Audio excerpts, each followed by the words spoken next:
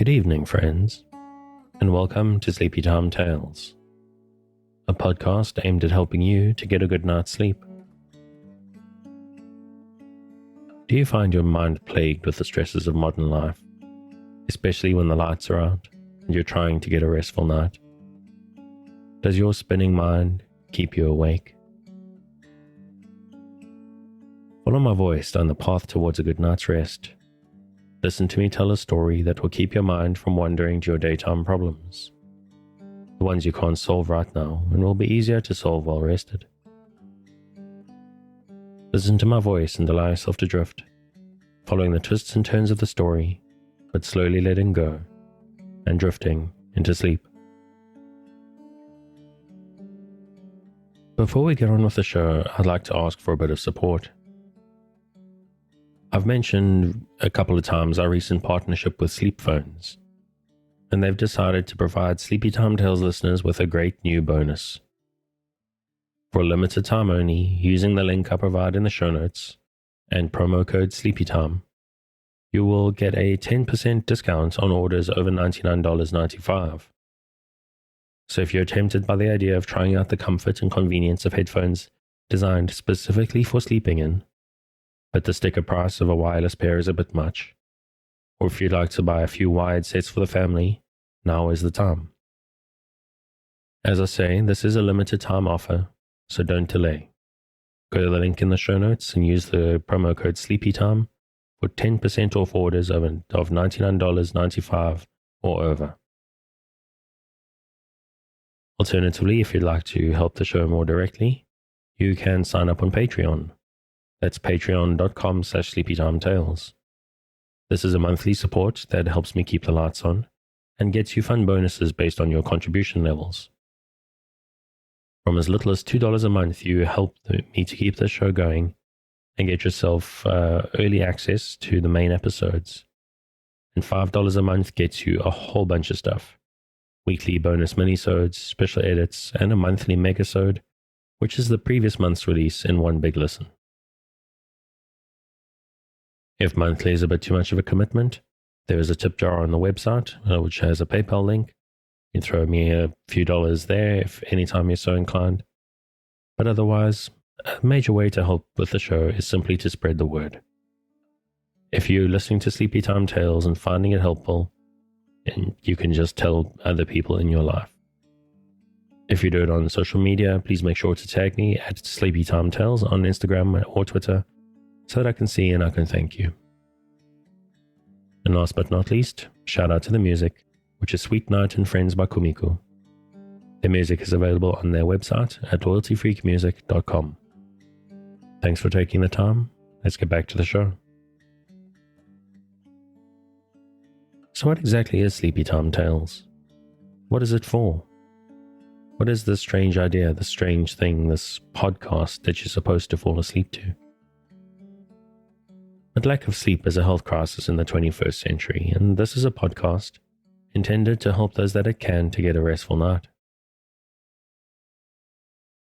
Do you find yourself lying awake at night, mind spinning and emotions in turmoil with the anxieties of 21st century life? Do you wake up in the middle of the night and find yourself not quite able to doze back off at 3 a.m.? I'm here to help.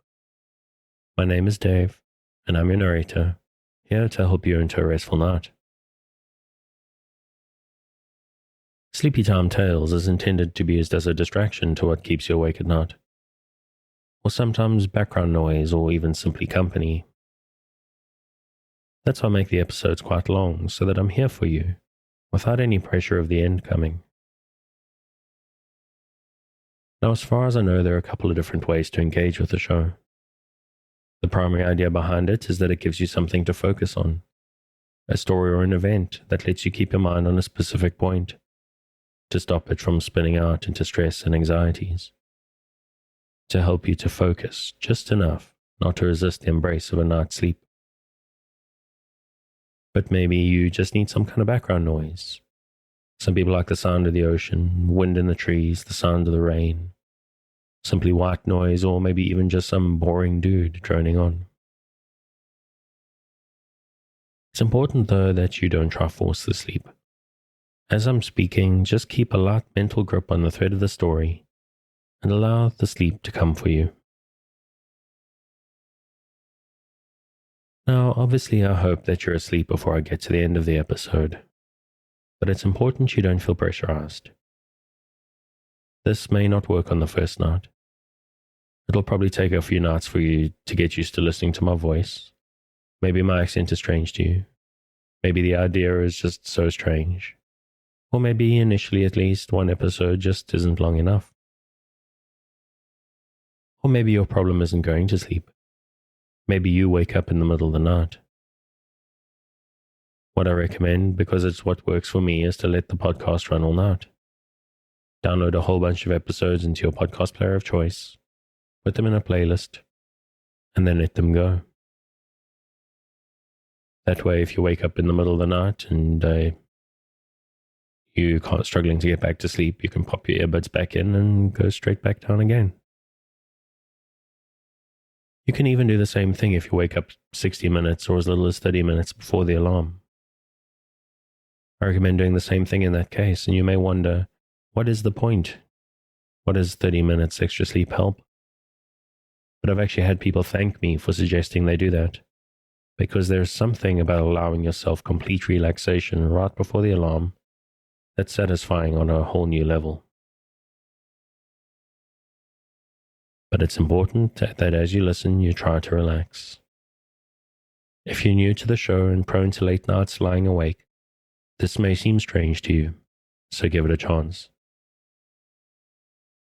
Because I'm here to work with you, to create a safe space, a cocoon in which you can curl up and allow nature to take its course.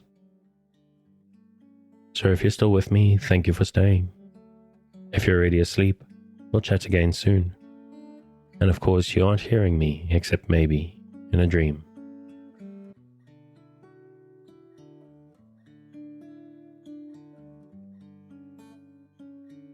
We return this week to The Secret Garden by Frances Hodgson Burnett. Chapter 10. Dickon. The sun shone down for nearly a week on the secret garden. The secret garden was what Mary called it when she was thinking of it.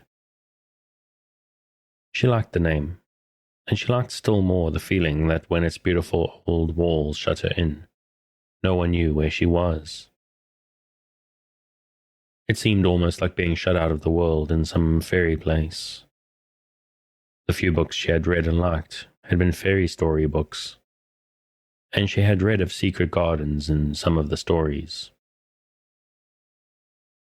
Sometimes people went to sleep in them for 100 years, which she had thought must be rather stupid. She had no intention of going to sleep, and in fact she was becoming wider awake every day, which passed at Misselthwaite. She was beginning to like to be out of doors. She no longer hated the wind, but enjoyed it. She could run faster and longer, and she could skip up to 100. The bulbs in the secret garden must have been much astonished. Such nice clear places were made round them that they had all the breathing space they wanted. And really, if Mistress Mary had known it, they began to cheer up under the dark earth and work tremendously.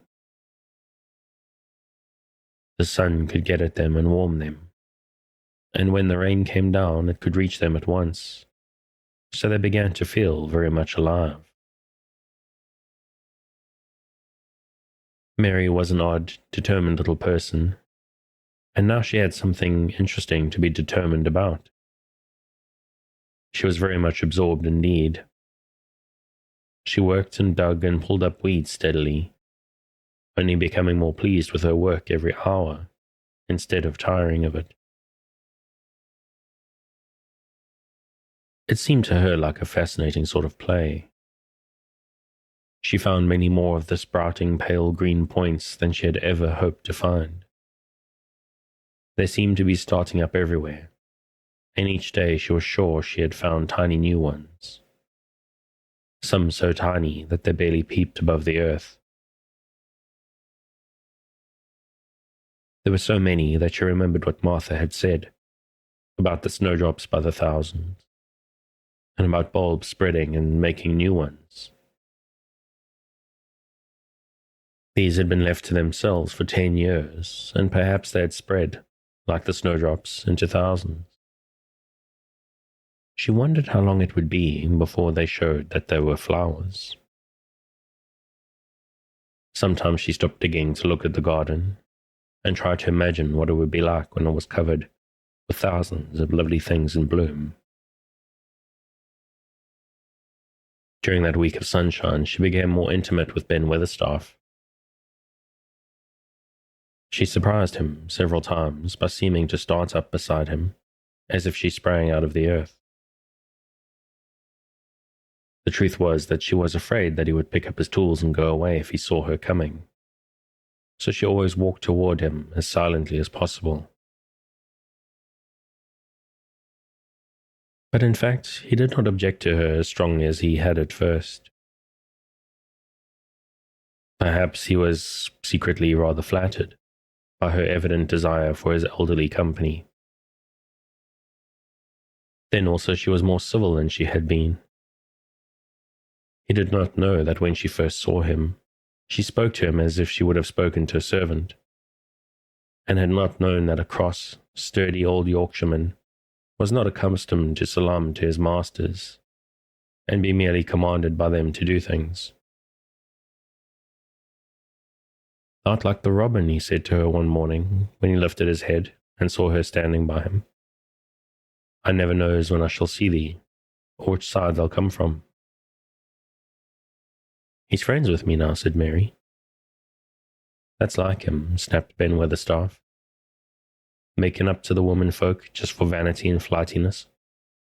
There's nothing he wouldn't do for the sake of showing off and flirting his tail feathers. He's a fuller a private as an egg's full of meat." He very seldom talked much, and sometimes did not even answer Mary's question, except by a grunt. But this morning he said more than usual. He stood up and rested one hobnailed boot on the top of his spade while he looked her over. "How long has they been here?" he jerked out. "I think it's about a month," she answered. "They's beginning to do Misselthwaite credit," he said. "There's a bit fatter than there was, and not quite so yellow. They looked like a young plucked crow when they first came into this garden. Thinks I to myself I'd never set eyes on an uglier, sour-faced young'un." Mary was not vain, and as she had never thought much of her looks, she was not greatly disturbed. "I know I'm fatter," she said. "My stockings are getting tighter. They used to make wrinkles." "There's the robin, Ben Weatherstaff." There indeed was the robin, and she thought he looked nicer than ever. His red waistcoat was as glossy as satin, and he flirted his wings and tail and tilted his head, and hopped about with all sorts of lively graces. He seemed determined to make Ben Weatherstaff admire him, but Ben was sarcastic. "Aye, they're the art," he said, "that can put up with me for a bit sometimes, when there's got no one better. There's been ridding up their waistcoat and polishing their feathers this 2 weeks. I know what that's up to. There's courting some bold young madam somewhere, telling their lies to her about being the finest cock robin on Misselmoor, and ready to fight all the rest of them." "Oh, look at him," exclaimed Mary. The robin was evidently in a fascinating, bold mood. He hopped closer and closer, and looked at Ben Weatherstaff more and more engagingly. He flew on to the nearest currant bush, and tilted his head, and sang a little song right at him.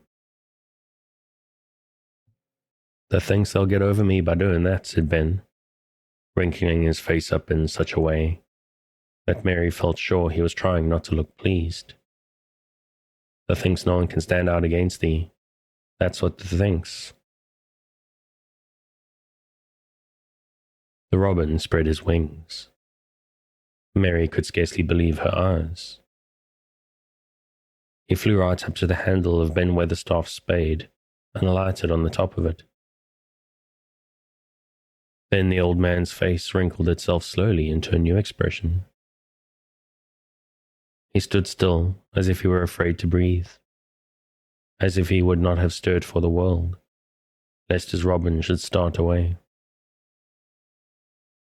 He spoke quite in a whisper. "Well, I'm danged," he said, as softly, as if he were saying something quite different. "Thou does know how to get at a chap, thou does. That's fair and earthly, that's so knowing." And he stood without stirring, almost without drawing his breath, till the robin gave another flirt to his wings and flew away. Then he stood looking at the handle of the spade, as if there might be magic in it, and then he began to dig again, and said nothing for several minutes. But because he kept breaking into a slow grin now and then, Mary was not afraid to talk to him. "Have you a garden of your own?" she asked. "No, I'm back elder and lodge with Martin at the gate." "If you had one," said Mary, "what would you plant?" "Cabbages and taters and onions." "But if you wanted to make a flower garden," persisted Mary, "what would you plant?" "Bulbs and sweet-smelling things, but mostly roses." Mary's face lighted up. "Do you like roses?" she said. Ben Weatherstaff rooted up a weed and threw it aside before he answered. "Well, yes, I do. I was learned that by a young lady I was gardener to. She had a lot in a place she was fond of, and she loved them like they were children, or robins. I've seen her bend over and kiss 'em." He dragged out another weed and scowled at it. "That were as much as 10 years ago." "Where is she now?" asked Mary, much interested. "Heaven," he answered, and drove his spade deep into the soil, according to what parson says. "What happened to the roses?" Mary asked again, more interested than ever. "They was left to themselves." Mary was becoming quite excited. "Did they quite die? Do roses quite die when they are left to themselves?" she ventured. "Well, I'd got to like 'em, and I liked her, and she liked 'em," Ben Weatherstaff admitted reluctantly. "Once or twice a year I'd go and work at 'em a bit. Prune 'em and dig about the roots. They run wild, but there was in rich soil, so some of 'em lived."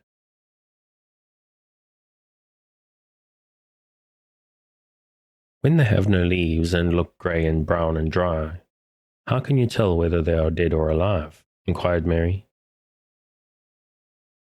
"Wait till the spring gets at 'em.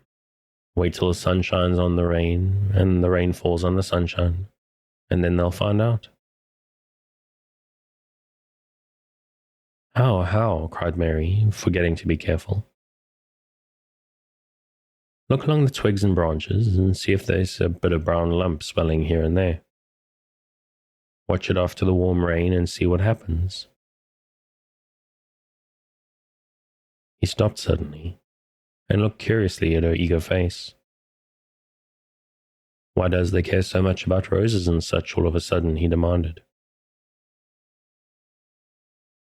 Mistress Mary felt her face grow red. She was almost afraid to answer. "I want to play that I have a garden of my own," she stammered. There's nothing for me to do. I have nothing and no one." "Well," said Ben Weatherstaff slowly, as he watched her, "that's true, there hasn't." He said it in such an odd way that Mary wondered if he was actually a little sorry for her. She had never felt sorry for herself. She had only felt tired and cross because she disliked people and things so much. But now the world seemed to be changing and getting nicer. If no one found out about the secret garden, she should enjoy herself always.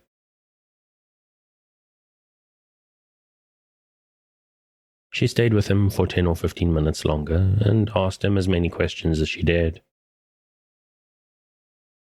He answered every one of them in his queer grunting way, and he did not seem really cross and did not pick up his spade and leave her. He said something about roses just as she was going away, and it reminded her of the ones he had said he had been fond of. "Do you go and see those other roses now?" she asked. "Not been this year. My rheumatics made me too stiff in the joints." He said it in his grumbly voice, and then quite suddenly he seemed to get angry with her, though she did not see why he should. "Now look here," he said sharply. "Don't ask so many questions. Thought the worst wench for asking questions I've ever come across. Get thee gone and play thee. I've done talking for today." And he said it so crossly that she knew there was not the least use in staying another minute. She went skipping slowly down the outside walk, thinking him over and saying to herself that, queer as it was, there was another person she liked, in spite of his crossness. She liked old Ben Weatherstaff. Yes, she did like him. She always wanted to try and make him talk to her. Also, she began to believe that he knew everything in the world about flowers.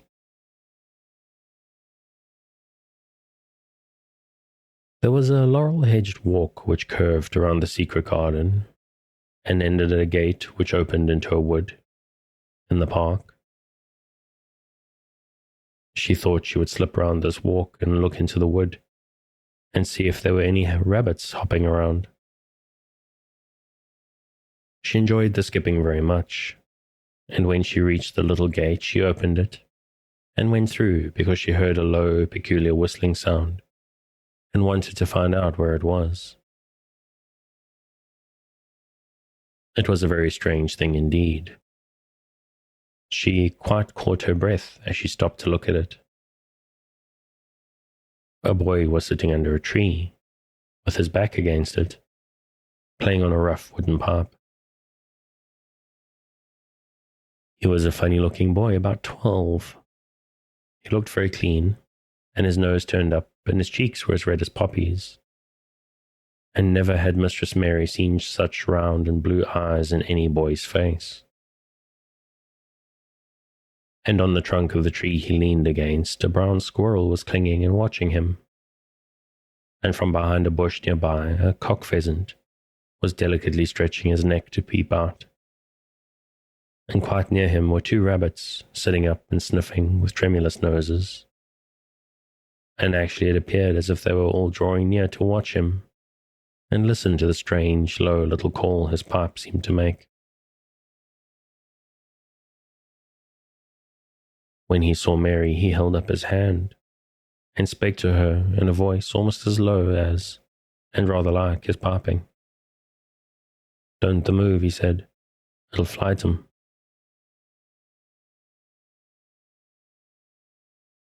Mary remained motionless.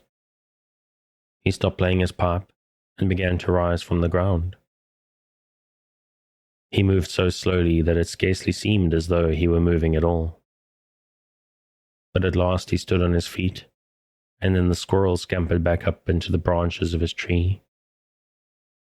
The pheasant withdrew his head, and the rabbits dropped on all fours and began to hop away, though not at all as if they were frightened. "I'm Dickon," the boy said. "I know thou'rt Miss Mary."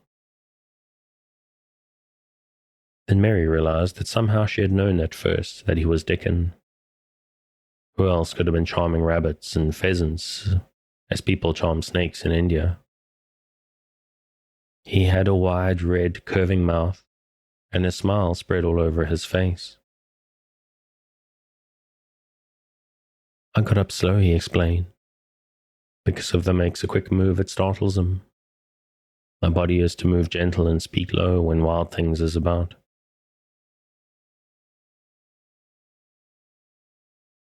He did not speak to her as if they had never seen each other before, but as if he knew her quite well. Mary knew nothing about boys, and she spoke to him a little stiffly because she felt rather shy. Did you get Martha's letter? She asked.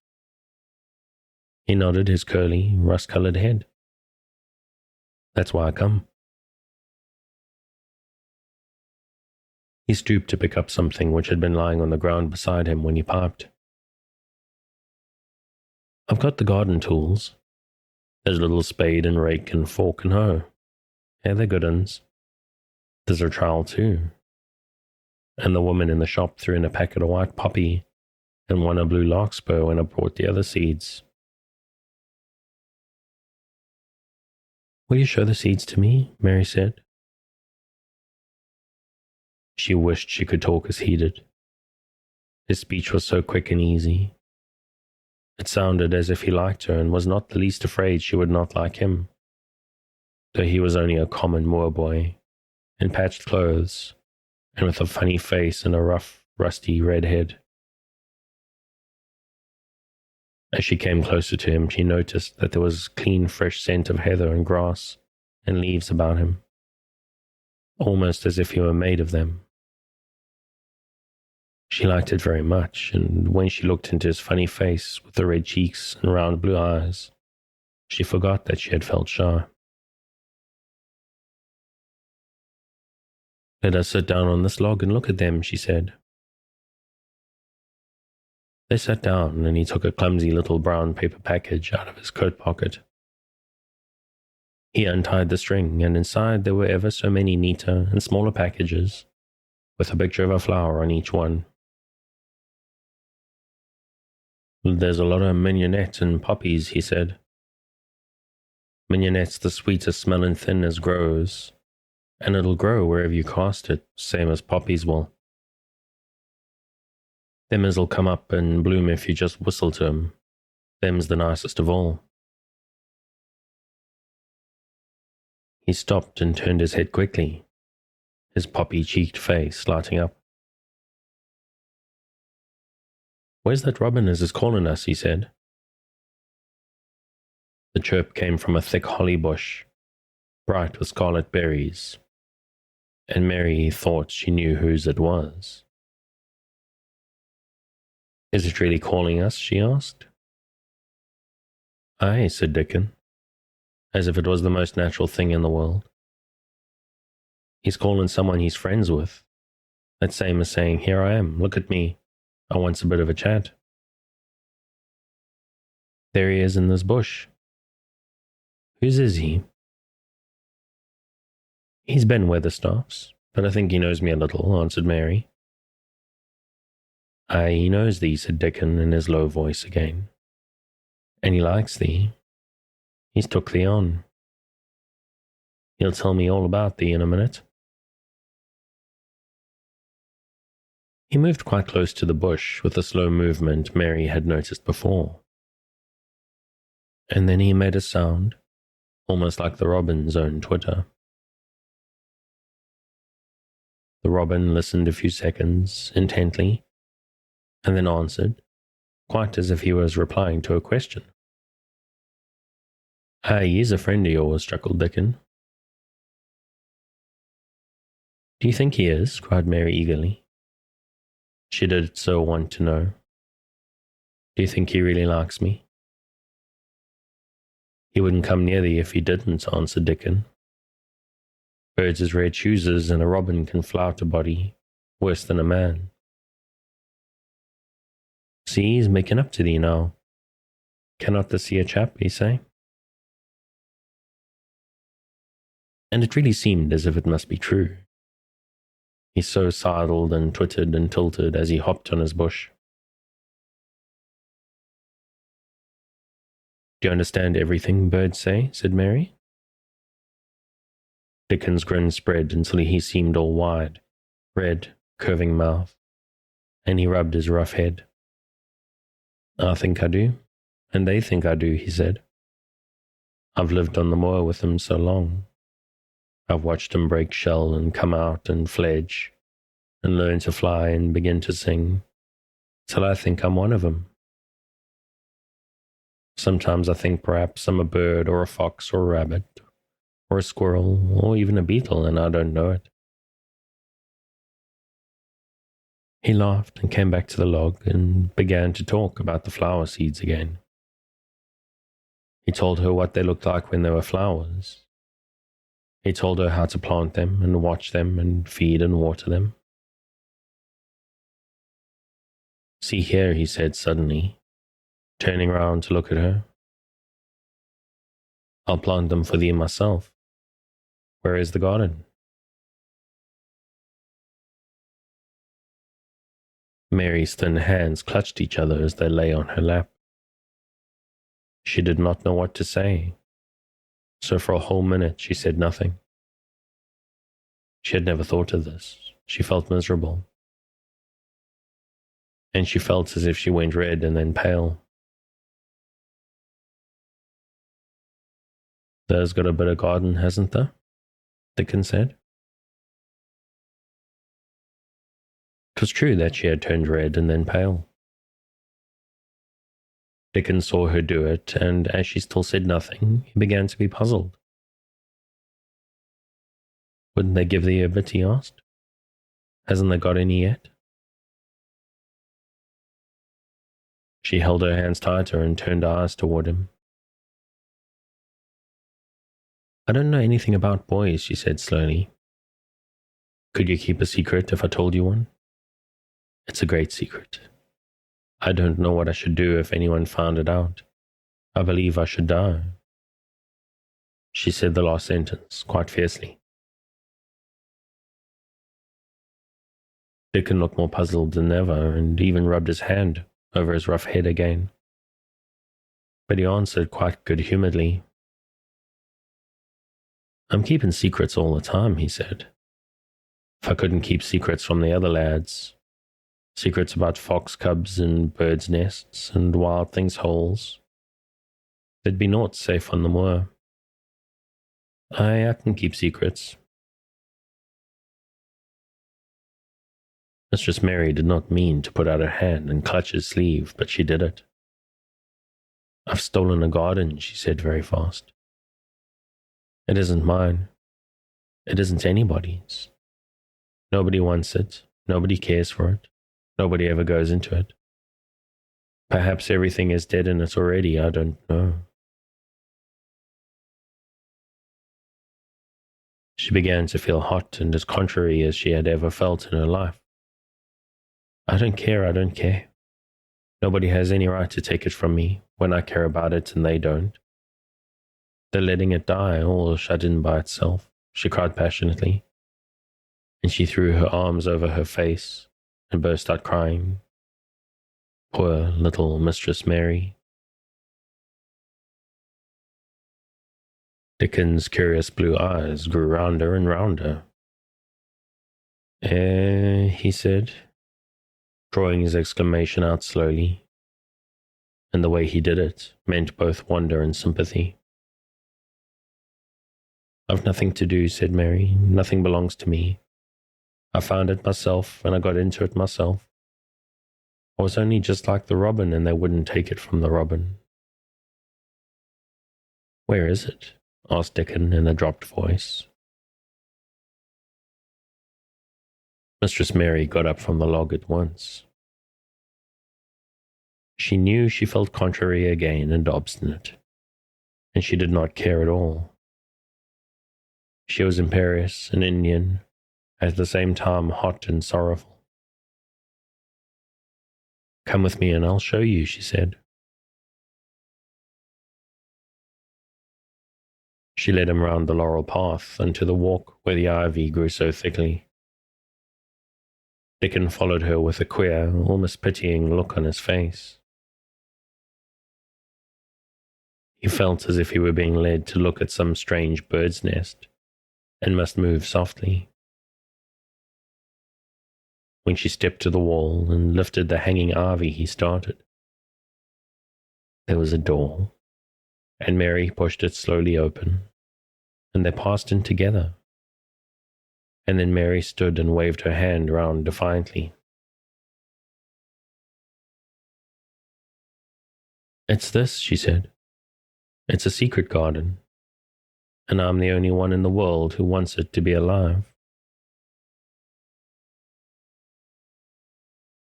Dickon looked round and round about it, and round again. He almost whispered.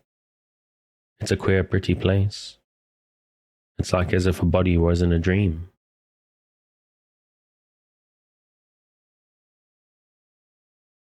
Chapter 11. The Nest of the Missel Thrush.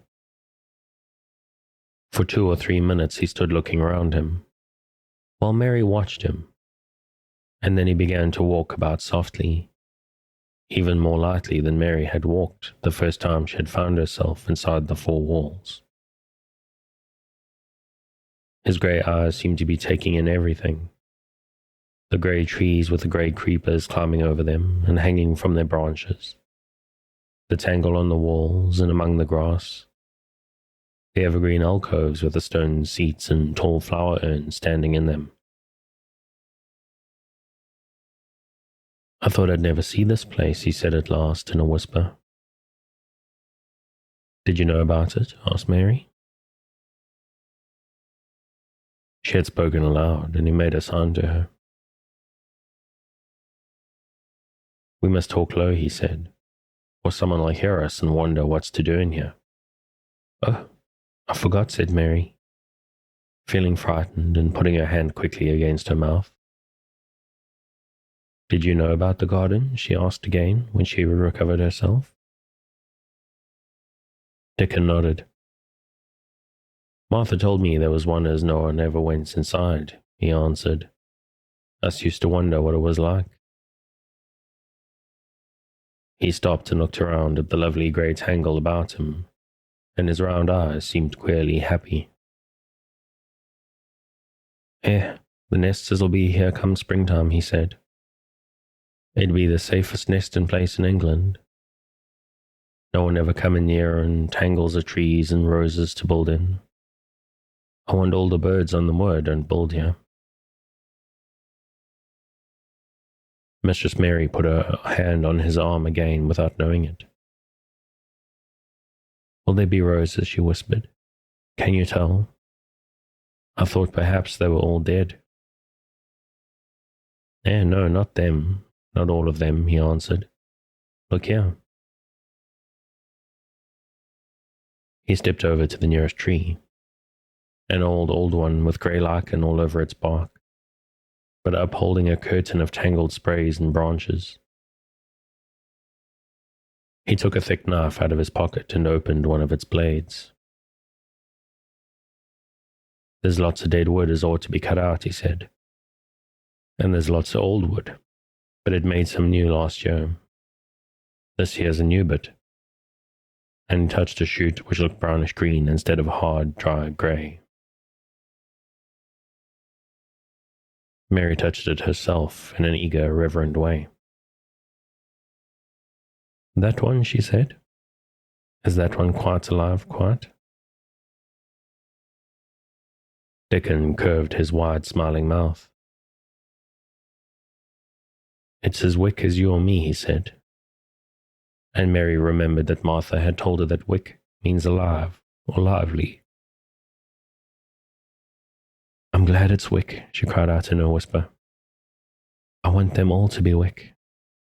Let's go around the garden and count how many wick ones there are." She quite panted with eagerness, and Dickon was as eager as she was. They went from tree to tree and from bush to bush. Dickon carried his knife in his hand and showed her things which she thought wonderful. "They've run wild," he said, "but the strongest ones has fair thrived on it. The delicatest ones had died out, but the others has growed and spread, till there's a wonder. See here? And he pulled down a thick, grey, dry-looking branch. A body might think this was dead wood, but I don't believe it is. Down to the root. I'll cut it low down and see. He knelt, and with his knife cut the lifeless-looking branch through, not far above the earth. There, he said exultantly. I told thee so. There's green in that wood yet. Look at it. Mary was down on her knees before she spoke, gazing with all her might.